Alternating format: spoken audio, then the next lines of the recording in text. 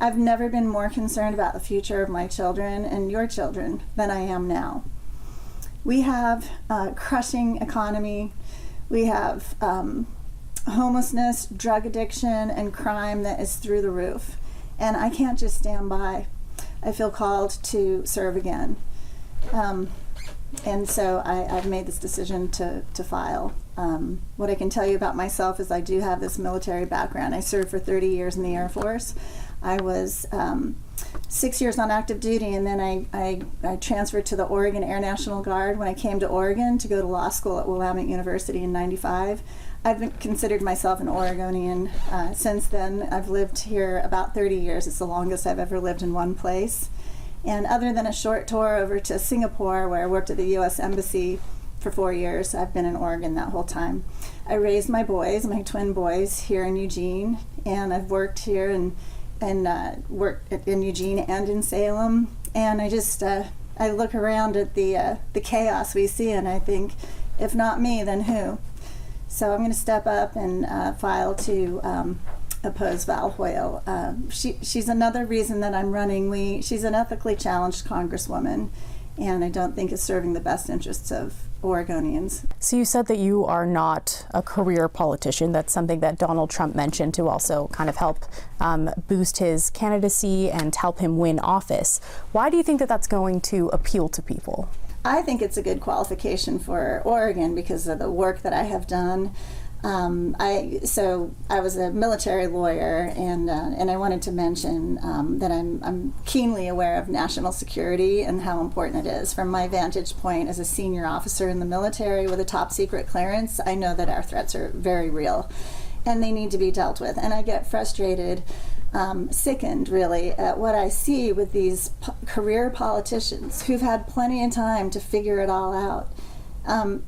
Exacerbating the situation, really. Like, we have Measure 110 coupled with an open border is literally killing Oregonians. I know the threat is real, and I'll do everything I can to bring my national security experience to the table in Congress. So the career politician too, the ones we have in Oregon seem very self-serving and not looking out for the good of the constituents that they serve. And the lack of transparency too. I forgot to mention Congresswoman Val Hoyle it's almost a year now that she's refusing to turn over her cell phone, which has public records on it. And Oregonians are entitled to public records, the business of government, the business of their government. It's very curious. It just suggests that there's more misconduct on Val Hoyle's part, that she won't turn that over. And again, when I was an investigator, I would have considered that obstruction of justice. Why does District 4 need a Republican leader at this time? You know, I don't know that we need a Republican per se. We need a good common sense policymaker. The issues I'm concerned about and that I want to work on right out of the gate are nonpartisan issues. Public safety. Who isn't concerned about public safety? We've just gotten into it. It's almost like we've become desensitized to the crime, the homelessness, and the drug addiction that we see around us every day. Our children see it. People are worried about their employees getting to and from their car. This is a nonpartisan issue to me.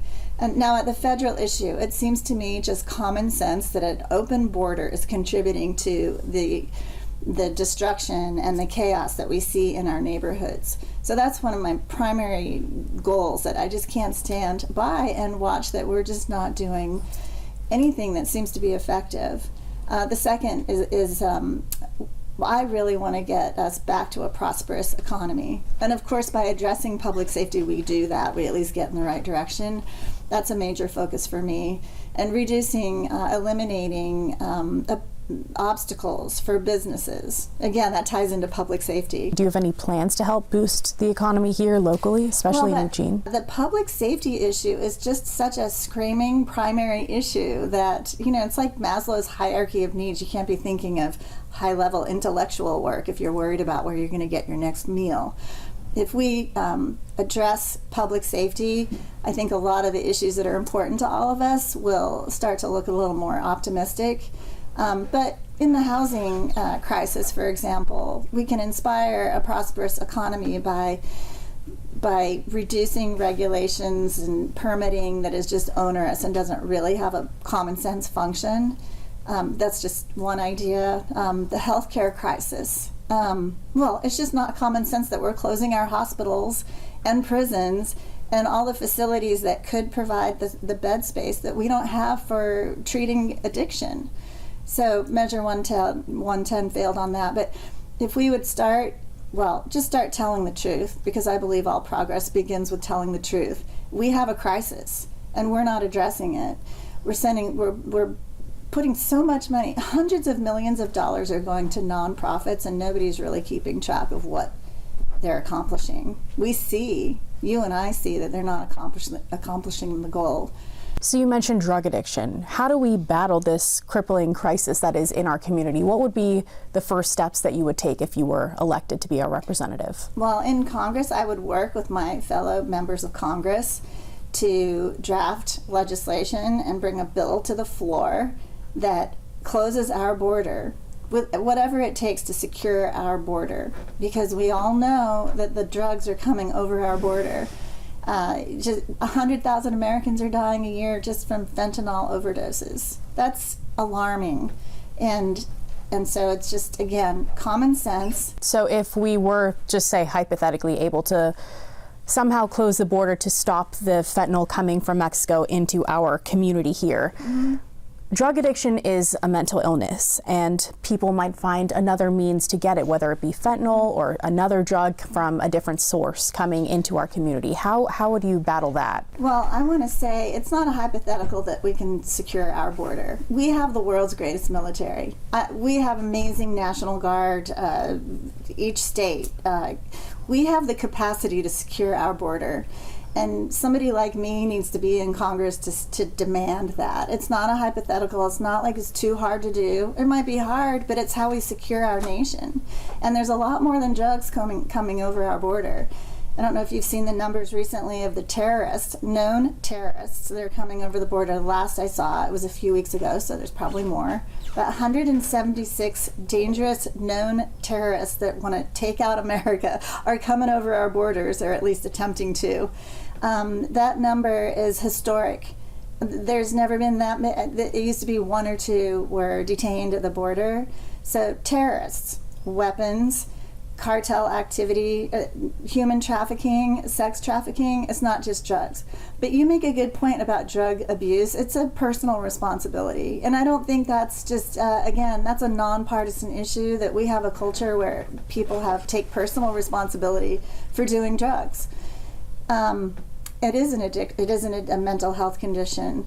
So again, if we all get on the same page and we say, what do we want to accomplish here? Now, Measure 110 said they wanted to accomplish providing addiction recovery to these people, and nothing's moving in that direction. Oregon is I think the worst, 49th or 50th in the country for the number of beds available for addiction recovery. So it makes me wonder if that's really the goal. I know that Americans can accomplish anything they set their mind to. Career politicians don't seem to be setting their mind to the goals and wishes of Americans.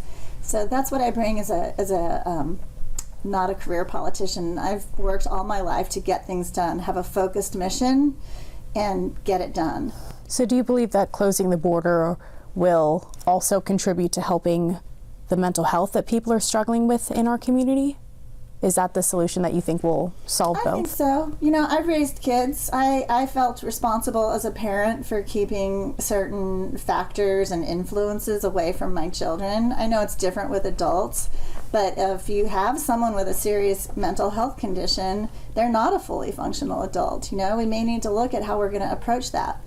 So I do think that by reducing the availability of drugs, we will tamp down just the social acceptance of drug use. It's just I really don't think many Oregonians think it's okay to go for a walk at the park with their child and see just a person who is just suffering from a mental health condition, and everybody's ignoring them, and they're just doing their drugs in the open. I don't think we want to keep that culture and expose our children to that culture. And how will you help to provide more housing? I know you said you would try to combat some of these regulations. Can you talk to me about what those are? I am aware that Oregon gets hundreds of millions of dollars from HUD to build housing and urban development. I don't know that it's directed in the most useful way. I don't think a drug addict, I'm quite certain, the answer is not keys to a $600,000 condominium and that's going to resolve their issue. We have a crisis with immediate shelter so that we don't have people in the parks and in door stoops of businesses and in our neighborhoods. I would like to explore the HUD dollars, the housing dollars going towards housing, sheltering immediately. And I think that there are different spectrums of people in the housing crisis. My children, this is one of the things that I think is unfair and concerns me, is young people that have, I as a parent did everything I could to set my children up for success, and they too have done that. They both have good jobs, but they worry that they'll ever be able to afford a home.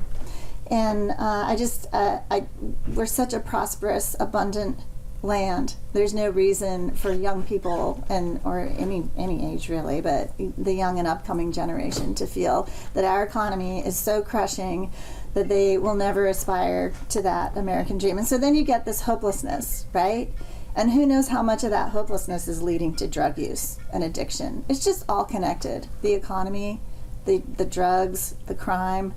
What about the people, let's just say the person on the corner of 13th and Willamette right now that is struggling with drugs, that is unhoused? Mm-hmm. What, you say that all of them play into each other and they relate to each other. What is this person's, if you were in office, what would you do for this person that, say, Val Hoyle or Senator Merkley or Ron Wyden hasn't been able to achieve yet? Well, it is a big problem. First is accountability and transparency. We are awash in money as well as fentanyl. What is going on with that money? That would be the question I would ask. What do we have? What are we spending it on? And what's our objective here? So that's step number one on solving any problem in the realm of government. Now, the individual on the street, you make me think of the veterans. You know, I'm a veteran myself, and I'm sort of walking in the shoes of veterans right now that are accessing veteran care, veteran entitlements, because I retired at the end of 2019 and am starting to access those services myself. So when you mention the person in distress on the street, you know, we need in that situation and for veterans an organized system where everybody's working together, not just a patchwork of organizations that you might just happen across. I know I'm kind of jumping all over the place, but in the healthcare and this homelessness, there are about 2,000 nonprofits in Lane County alone that are supposedly have a mission to help the homeless. Can you believe that? 2,000 nonprofits, and we still have the highest homelessness per capita in the country. That's just jaw-dropping. So we have too many nonprofits, we have too many agencies all purportedly serving the same purpose. So I would assess who's on deck, who's doing what, probably would get rid of quite a few of them and really control the resources and have an objective and a person. And they're, you know, a good friend of mine calls them the lost 20% of the homeless that can't access anything. I've heard terrible stories of a business person who personally took a homeless woman around to several nonprofits in town, only to be turned away every time. So it was a sober person, it was a citizen in the community taking this person who really needed help to several homeless agencies, nonprofits. And they just, sorry, can't help you, we have a waiting list, or you're not at this point in the process, you're not at that point in the process. And that woman ultimately killed herself. You know, we need an entry point for the lowest level homelessness. You know, these criteria to enter are wrong. You know, it's just like a border. You have a controlled entry point. Just like a veteran, there's got to be a controlled entry point that is a reliable process that person then can be what they call that, continuity of care, wraparound services, right? Every human is a unique individual, and they're all going to have different needs. And so we need a process that we can take them through that and provide them with the wraparound services that they need. It's too bad we're so focused on party affiliation, because all the things we just talked about, I think we would all agree they need to be resolved. So I'm really not so focused on that, and I hope that constituents will start taking personal responsibility to look at the issues, listen to the candidates, see what we say we're going to offer, and take the time to vote. It's really very discouraging just how low our voting turnout can be. So we are responsible collectively for where we are, and I'm just excited to offer a fresh new choice to voters. So that said, I mean, I come with the tools. I have not aspired to political office. I'll tell you, I started out just looking around for a good candidate because of the reasons I've laid out. And I realized, why not me? I'm equipped to do this. I'm an attorney. I'm a retired colonel. The national security background is just really the timing. And this is what we need right now, is to be focusing on national security. That, to me, is the primary function of federal government. Lots of functions, but that's the primary one. So I don't see another candidate on the horizon who offers the public policy background that I do, fighting for victims, fighting for businesses that are crushed under the economy that this government has delivered. I think I come uniquely equipped, and it doesn't matter what my party affiliation is. Your thoughts on current Speaker Mike Johnson? I'm quite pleased with him, actually. That was just remarkable to get the consensus. That is what we need right now, somebody who can get everybody to the table. He is not shy about his own personal values. I think that's a sign of integrity. I think that he has, he's obviously equipped, and he's comes to the table with a lot of the tools that I'm describing that I have. But I'm eager to see the progress that I am expecting to see. And what are your thoughts on reproductive health care in our country? Well, health care is essential for everyone. It's a very sensitive issue for all people, and it's not to be taken lightly at all. And I was very pleased with the U.S. Supreme Court's decision, Dobbs' decision, to return the regulation of reproductive health care to the state. Oregon's made it very clear it's a pro-choice state. And as Oregon's Congresswoman, I have no intention to take any action to return the regulation of reproductive health care to the federal government. Are you in favor of more aid to both Israel and Ukraine at this time? I do think it's in our best national security interest to support those two governments, to support their borders. I just went on and on about how important border security is.